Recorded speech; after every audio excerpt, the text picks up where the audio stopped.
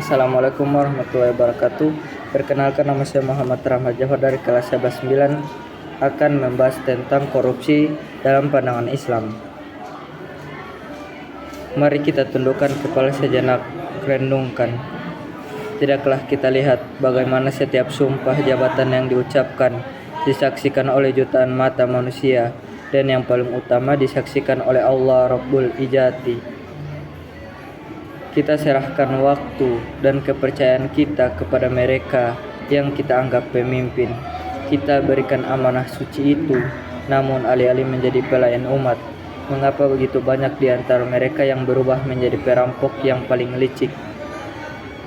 Mereka mengambil hak fakir miskin, mereka menjara jatah anak yatim, mereka merobek kehormatan diri dan agama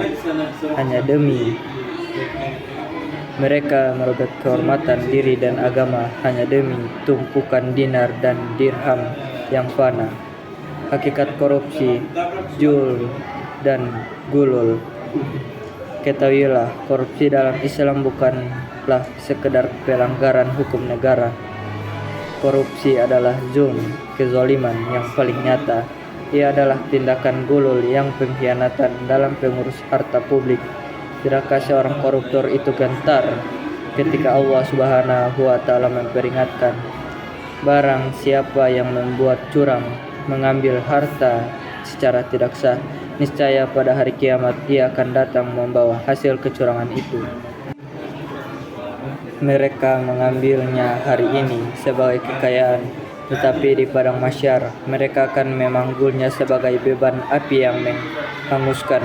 Dan tentang suap, riswa yang menjadi pintu masuk segala keburukan. Bukankah Rasulullah telah melaknat, mengutuk mereka yang terlibat, dilaknat pemberi suap, dilaknat penerima suap, bahkan dilaknat perantara yang memfasilitasi kebatilan itu. Konsekuensi dan azab yang menanti. Saudaraku, harta yang diambil dari jalan korupsi adalah harta kotor. Ia tidak akan pernah mendatangkan keberkahan. Lihatlah dampaknya di dunia, kehancuran ekonomi, hilangnya keberkahan rezeki, dan kemiskinan yang sulit terangkat. Kerusakan sosial, hilangnya kepercayaan, hancurnya keadilan, dan runtuhnya tatanan masyarakat. Kematian hati, korupsi mematikan rasa malu, mematikan empati, dan menjadikan pelakunya hidup dalam kegelapan spiritual. Pada akhirnya, di hadapan hakim yang maha adil, mereka akan berdiri sendiri.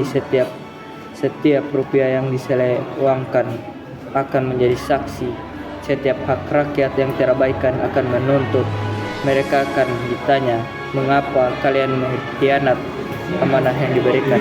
Mengapa kalian makan harta yang bukan hak milik kalian? Kepada kita, umat yang masih menambahkan surganya, jadikanlah kisah ini sebagai peringatan. Jika Allah telah menjadikan laknat bagi koruptor, maka menjauhlah sejauh-jauhnya dari pintu riswah dan gulul. Jadilah individu yang memegang teguh amanah sekecil apapun. Jadilah mata yang berani menyaksikan kebenaran. Jadilah lisan yang takut menyerukan keadilan. Karena kemuliaan sejati bukanlah pada seberapa banyak harta yang kita kumpulkan, melainkan pada seberapa bersih dan bertanggung jawabnya kita mempertanggungjawabkannya setiap amanah yang diembakan di pundak kita. Marilah kita bersihkan diri, luruskan niat, dan kembalikan kehormatan amanah kepada tempat yang seharusnya. Kita hede banyak sanauti visual dan audio. Sekian dari saya. Wassalamualaikum warahmatullahi wabarakatuh.